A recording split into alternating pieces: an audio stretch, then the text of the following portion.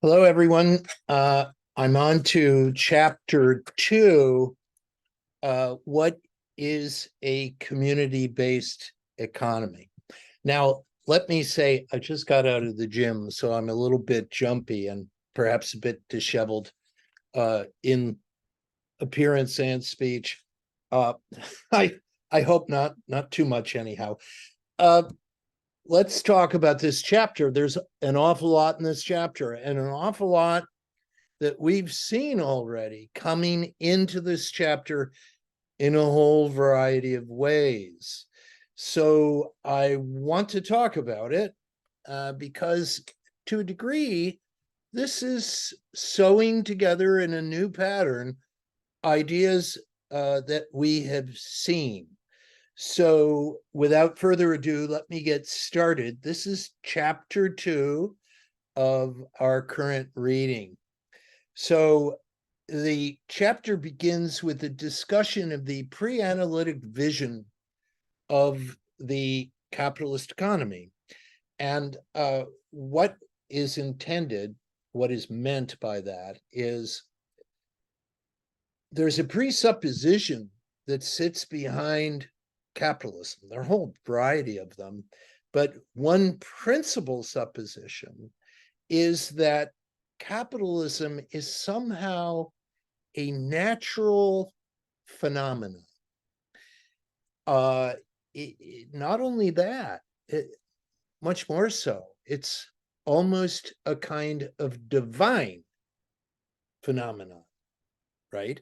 So that the typical view of capitalism by capitalists themselves in their thinking, in their writing, they tend to, almost without exception, suppose that we human beings are by nature driven to indulge ourselves in what C.B. Macpherson, the great Canadian political theorist, would call competitive individualism. The idea here is they refer in the chapter at the very beginning to the Homo economicus, which is the economical person. In Latin, homo does not mean man, it means human being. So the Homo economicus is, you can see the Homo economicus take shape in the work of Adam Smith and David Ricardo and other classical theorists in the capitalist tradition. The Homo economicus is designed so as to acquire, to sell, to buy, to trade, to barter, to truck, to exchange, right? And this is built into our nature. So that presupposition should be understood right up front. Now, I talk about capitalism, and I want to avoid giving you the impression that capitalism is just evil. Even Marx, who without a doubt is its greatest critic, would grant that capitalism was quite successful in a whole range of respects. So this is not about condemning or damning capitalism for all time. This is about recognizing its limitations, its presuppositions, right? So that we can understand what we can do with it and what we cannot do with it. So another presupposition that deserves our attention is related to the notion of nature. And here we should keep the indigenous traditions in mind. When I say nature, and I've said it a number of times, so I will not go on about it, but nature is regarded as a kind of utility service, service station for us. This is a crude utilitarian picture of nature, but not uncommon in the history of capitalist thought. Not uncommon outside of capitalism in certain religious traditions that tend to see nature as placed where it is for our sake, right? So we should achieve dominion over nature and subject it to our desires and interests, right? So nature is no longer, interestingly, sacred, because to make something sacred is to put it outside of the realm of use and to hold it in awe and reverence, right? So it is interesting that capitalism cannot see nature in the way it is seen, for example, in many indigenous traditions. And that very point, in my opinion, sits at the very heart of many current disputes between environmentalists and their opponents. What you have at bottom is a very different picture of nature. And because presuppositions can be hidden and never make it to the surface of conversation, I find this presupposition seldom appears in those sorts of conversations. So that's a point I'd like to make. Another point I wanted to make about this chapter is that about the World Social Forum. If you're not familiar with it, please look it up. The World Social Forum has been an alternative, has presented an alternative view of economics and of the world economy for several decades now. It is what many would call a progressive point of view on economy, on the economy and society. So you find a whole group of theorists behind this movement. They cite, for example, Ulrich, who's come up before. Ulrich is arguing a case for a life-serving economy. So an economy that's not just about producing things. It produces things that matter to us, right? So it represents a departure from consumerism, which under most definitions is about creating more and more and more items of consumption, right? Whether they're of significance to human life or not. The idea is just keep producing them, right? I remember in 9/11, when that happened in the US, George Bush, one of the very first things he did was step out of the White House and tell everyone to keep buying, keep selling, keep buying, don't ever stop doing that. Now, I don't mean to damn buying and selling. Buying and selling is exchange. And my guess is any economy will involve, whatever kind of economy, care-based, whatever it is, will involve some form of exchange. So I'm not opposed to exchange.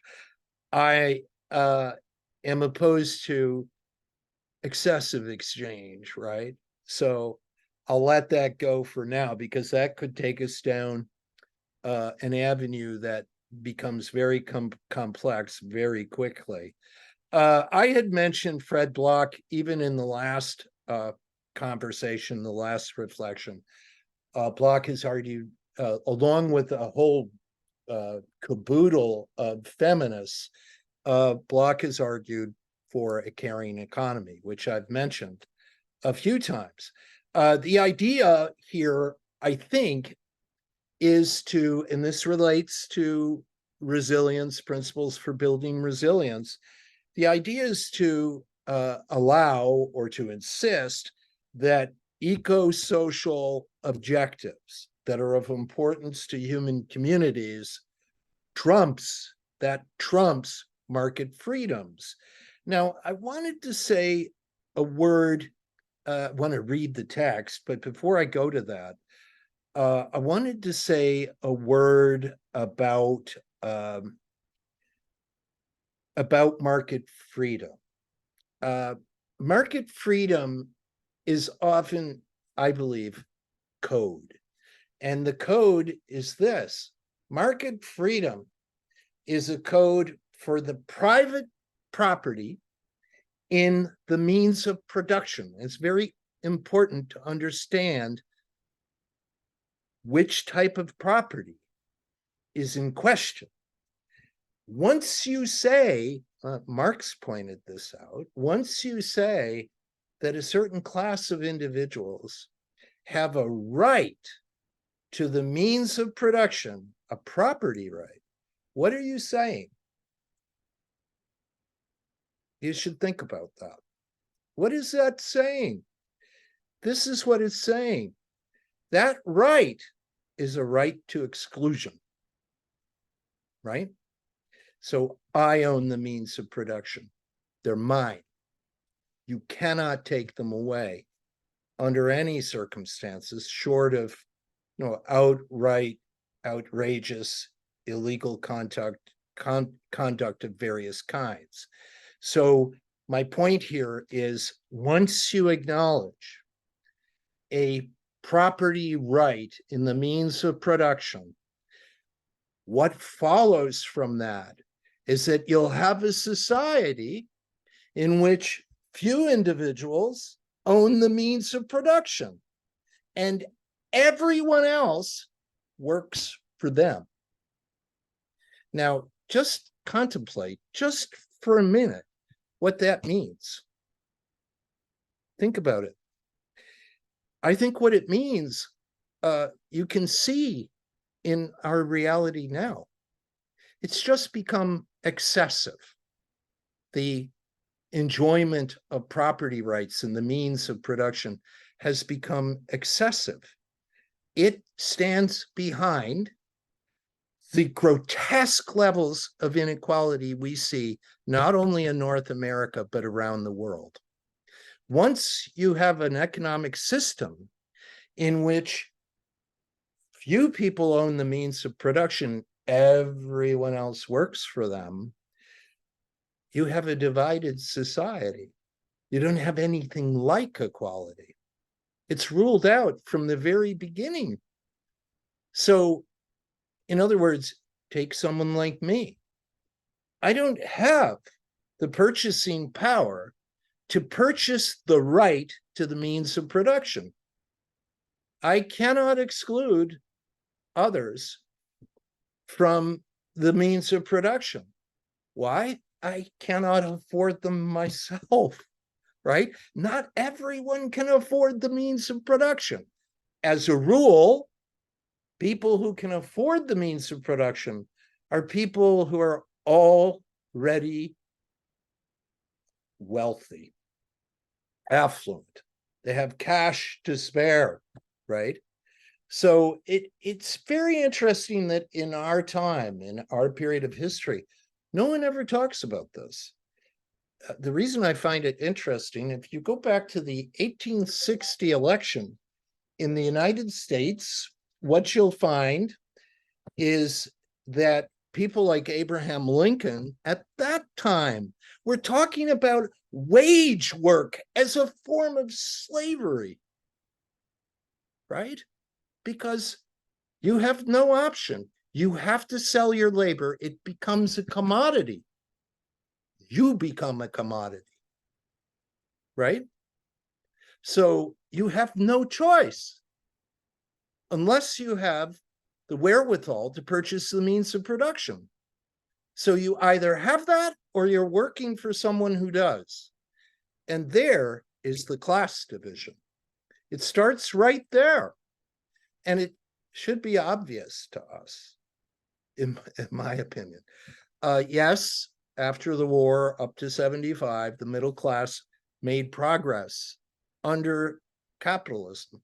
Mind you, and keep this in mind, that was a much restrained form of capitalism.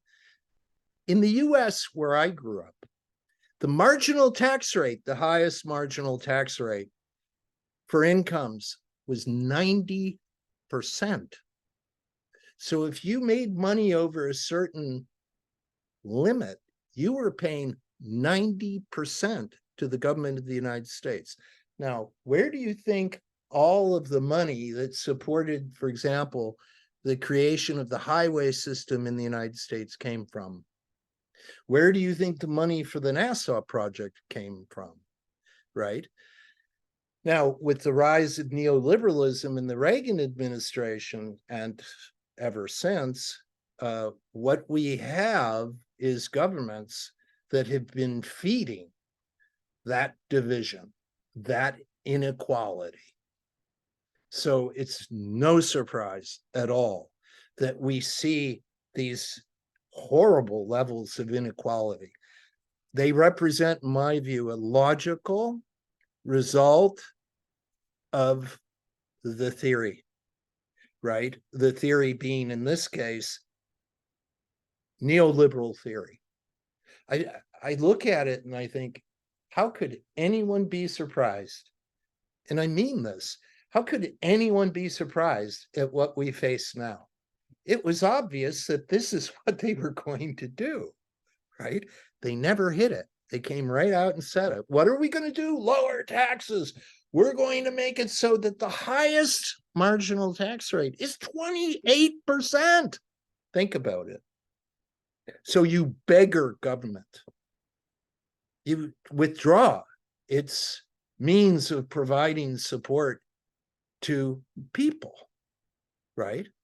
And meanwhile, this is a separate issue we don't have to go into, but meanwhile, we spend billions and billions and billions of dollars on military equipment, which we sell around the world. And Canada's very, Canada wants to climb on board that initiative for certain. So I wanted to read just the section on page 23 where they talk about community-based economies and core criteria for these economies. And they point out that, and it is true to say, the international cooperative movement, there have been cooperatives for hundreds of years, and they still exist. So I wanted to read these out because I think they're important. On 23, these are core criteria. I'll read them out because I think you're going to see our ideas bubbling up here. The visioning economy, I should say, as multifaceted social activities. So the social dimensions of the economy, being aware that diversity creates what? Resilience. Now, we've seen that. Acknowledging humans as individuals in their social embedding. Acting in different situations corresponding to different rationalities and using different means of coordination. Fine. Respecting the systematic fact that economy is part of societies that are a part of finite global ecosystems. I wanted to say, if you understand traditional capitalist theory, capitalism is not a social construct, not in their view. Capitalism is a natural construct. It simply develops as if it were part of nature, and we should accept it as such. So there was no social creation. Now, Polanyi, they refer to Polanyi in here. And the reason why Michael Polanyi is so important is he challenges that view. He is its greatest critic. What his book, The Great Transformation, does is it explains in detail how the capitalist economy was in fact the product of a social reconstruction. And that's not difficult to see. You have to do the work, you have to do the research, but looking into, for example, John Locke, what's the purpose of government, of democratic government in John Locke? Here it is, the protection of private property. And by that he means property and the means of production. That's what he has in mind. That's how he was interpreted. So that alone, when you see key thinkers in the Western tradition saying these things, it comes as no surprise that capitalism emerges. The fencing in of the commons, the privatization of the commons was also a crucial part of the development the social construction of capitalism. Let me finish these core criteria. Acknowledging nature not as a usable resource, but with its distinct entitlements, independent of its utility for humans. That's what I meant by calling it sacred. That might not be a good term for it, but that's how the term sacred is defined. So I'll let that go. Using local resources and protecting natural and social livelihoods, serving basic needs, and distributing benefits in an equitable way. You can see how this matches the general idea of a caring economy, right? Being aware of different concepts of ownership. There are, in fact, different concepts of ownership. So capitalism rests on one dominant conception of ownership, but there are many different conceptions of ownership. Extending, number 7, extending the interpretation of labor to include all forms of meaningful work. Yes, raising children, for example. Why is it that's not regarded as work? As remunerative work that you would get paid for. No, that's not work. Now, the general point I wanted to make here is what all of this theorizing in the 17th and 18th century, what it does in terms of socially constructing capitalism is it sets capitalism in a private domain outside of public interference. When you say the right to property is exclusive, that's what you're saying. What you're saying is we as a society, we're not in a position to tell these owners what to do. They have a right to exclude us. And that means they can do what they want to do without taking our interests or needs or desires into account. Let me give you a simple example of this. We all talk about the Rust Belt. You know, all the jobs went to Asia, the manufacturing jobs. Well, have you ever heard anyone raise this question? Who sent the jobs to Asia? I'll tell you who sent the jobs in Asia. It's a capitalist system. It's obvious. The owners of the means of production. They looked at their costs in North America and they said, well, you know what? We can pay people 1/10 of what we pay them here. The consequences on the broader society in North America, the Rust Belt, the gutting out of our cities, who cares? We own the means of production. No one can tell us what to do. We sit as owners in this private domain of exclusion, and government, as a representative of the people, has no role in telling us what to do. So the jobs went to Asia, and what happened? Nothing. Nothing. The social consequences in North America were horrific. Nothing. That's what it means to give exclusive power to owners of the means of production. And there are countless examples of that. So this is just by way of critiquing the dominant view of economics so that we can make space for new thinking in economics. And the good news is there's a lot of new thinking going on in economics. I've referred you to INET before. INET is a wonderful website. They do a lot of interviews with young economists with new ideas, and some of them are quite fascinating. So when I talked about gutting cities and so on, Polanyi called this organized irresponsibility. And that's not a bad term for it. It's organized. There's a lobby behind it. There are corporations and executives behind it. It's organized, but it's completely socially irresponsible, right? It was mainly, by the way, Afro-Americans in the US case who were in our cities who who suffered from the virtual destruction of many American cities. And of course, the dominant white America ignored it. And that's not unusual. So back to the economy here.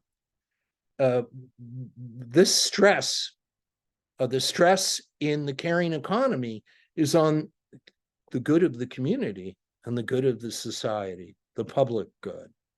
And it seems quite clear to me that capitalism has always been at war with the public good. We talk about the commons. I wanted to say something about the commons to close. The commons are how should I describe them? They're dimensions of life that belong to all of us. Air, breathable air is part of the commons. Drinkable, potable water is part of the commons, right? And what we are now seeing in this late phase of capitalism is an effort to privatize the commons. So you see water is sold, air is being sold, right? So the commons, biophysical commons, this is on page 32. Biophysical commons like water, soil, plants, cultural commons like symbols, languages, social commons like education, health, social care, knowledge commons like ecological, indigenous, or scientific knowledge. Now, in the case of scientific knowledge, which I know best, IP, intellectual property, is an enormous problem because knowledge should be in the commons. But no, I'm going to patent it. And I patent it. And once I patent it, I exclude. I have monopoly rights under a patent. I'm excluding everyone from use of whatever it is I've created. Now, I'm not suggesting patents have no role. What I'm suggesting to you is that it's very odd to have certain kinds of knowledge patented. It's very odd. So we spend, I'll give you an example. We spend millions of dollars in Canada funding research on pharmaceuticals. And the pharmaceutical firms show up and they buy whatever the device is or the theory or whatever it might be, and they patent it. And when they patent it, they have exclusive rights to its use. So do people need that medication? Yes. Are they going to get it? No. Why? Because we have a patent on it. And you know what? We're not going to sell it for $10. We're going to sell it for $100. And we've seen these cases over and over again. There are few industries more profitable than the pharmaceutical industry. And you have to ask yourself, given the importance of these medications and the fact that most of them are publicly produced, we pay for the research. They benefit from it. They patent it and they take property rights over research in public institutions. This is why I kept saying to you, read Mariana Mazzucato. Read her. Her entire research is about this. It will shock you to see the extent to which we, meaning taxpayers, citizens, fund research that then is scooped up, patented, and sent into exchange, into the market, to the immense benefit the owners of the means of production, right? That's who wins. So that I wanted to say, I'm almost done. They mention Habermas, which I found quite interesting. He's an old friend. Habermas has to be about 110 now. He talks about concentrated communication, communicative rationality. He's trying to open doors to the type of transformation that we need. So that's just a little touch on Habermas. Habermas is considered one of the great German thinkers of the last century. So that said, one more point about capitalism, just to drive a nail into it. capitalism has all sorts of externalities, right? Pollution, industrial pollution. I can think of a gold mine in northern Ontario that poisoned the water table, just created enormous havoc, and the company closed the mine and left. And the government of Canada is cleaning it up. So in other words, private gain and public work, right? There are countless examples of this. It often surprises me that we tolerate it, to be honest. And I think we tolerate it because we tend to be very apathetic. And we tend to be very apathetic, I think, because our media, social media, mainstream media, encourage apathy. Now, I won't go into that. That's perhaps a wild claim on my part. I'd be prepared to argue on its behalf. So again, the point, I'll conclude with this, the point of all of this is to arrive at an economy that supports human flourishing. And if you look at our economy, it's not at all clear it supports human flourishing. It supports human flourishing for the few. There's no doubt about that. But for the many, it's not clear that it does. So would some other economic system do a better job? We have no idea. We would have to test it out and experiment. And this is my last point on this reading. David Wengrow and David Graeber have written a book called, it's right over here. It's called The Dawn of Everything. I think I referred to it earlier. It's a long, long book, and its main thesis is this. We've been told that human beings are not capable of a lot. If you look at the history of humanity, agriculture came along and that gave rise to civilization. We've been telling ourselves that for 250 years, and it's completely false. Human beings are enormously capable of change, enormously. That's what our history shows. So the idea that we're somehow slotted by nature into a division between owners of the means of production and people who work for them, that doesn't hold water at all. It's almost laughable. So with that said, I'll move on, and we'll be talking about the next assignment on Indigenous leadership tomorrow. So with that said, I want to thank you all. I've been seeing myself in this one because I was reading, so I hope I didn't blank out in some way. Okay, with that said, I'll say goodbye.